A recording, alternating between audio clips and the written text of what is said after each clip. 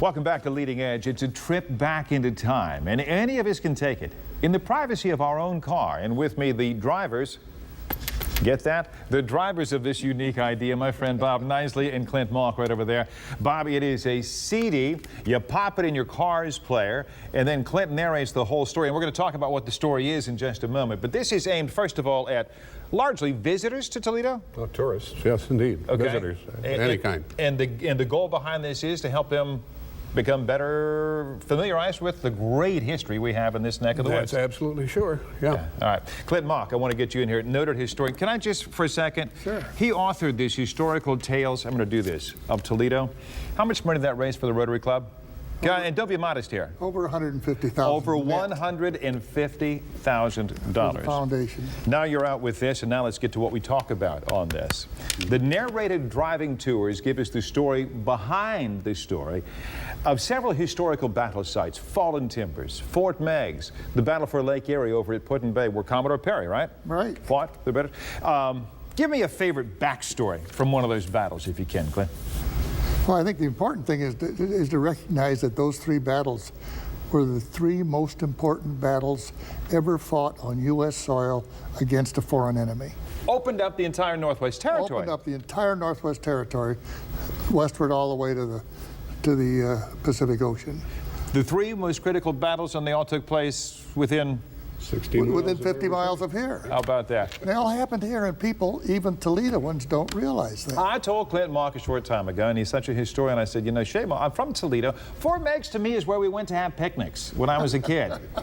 I'm sorry, I mean, it was a great place to have picnics, but the history, and Clint says he's going to tell me, I didn't know that. You hear that all the time. Yeah.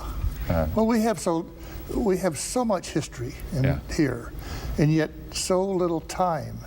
It's interesting, the first non-Indian child born in the future Port Lawrence, which was the start of Toledo. He died 12 years before I was born. Wow. Now think about that. Yeah, Two men surmised the whole history of our city of Toledo. From then until now. What's the business plan behind this effort? I think this is really cool. The CDs, is there cost involved, first of all? Absolutely, sure. Tell me about it. How does it work? Okay, well, it's pretty simple. Tourism in Ohio is a $43 billion industry, as you know, and Northwest Ohio alone is $4.3 billion. So my dear wife and I, Josephine, and I founded the Legacy Community Foundation in Point Place as a unit of the Point Place Business Association, and it's a 501c3 charity. And I thought, if we tapped into this great tourism industry and we could benefit charity while we're educating people about the great history that Mr. Malk has so succinctly explained, and we helped commerce by having coupons in here, Jerry, that's part of the business model. If you open this up, I'm going to hold it for you. Okay, you open it up, there's the CD, and then it says your coupon here. So there is actually an opportunity for businesses to get involved by attracting the very people that this will be put in the hands of. Right. Yeah, there are 12 coupons. They advertise for as little as $1 a day. And the truth is, there's an app connected with the whole package, so that you're not limited by one retailer and one coupon. People can use the app to go to our website, Tour Tips Group, and through the app, you could have 10,000 coupons with smartphones. So it's pretty advanced. How did this happen? And we've known each other how long? And you went around me on technology. 30 years, Boys I up think. here talking apps and everything else. That's just incredible.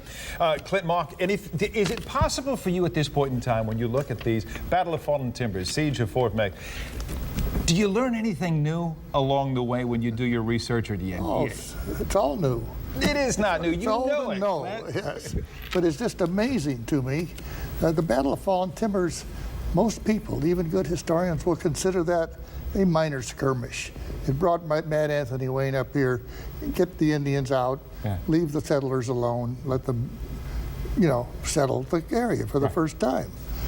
But it was the first time the American citizen declared, I can take care of my own space. My own land here is mine and not somebody else's. The first time Americans ever proved that they could do that.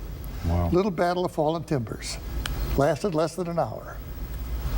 That's incredible. That's incredible. Are there plans to ever expand this concept? You've started with the military history with these key sites. You ever thought about expanding it to other historical? Jerry, a very good point. History, of course, never changes. Right. And my thought is, as Clint has explained, the Northwest Territory covers 2/3 of the United States.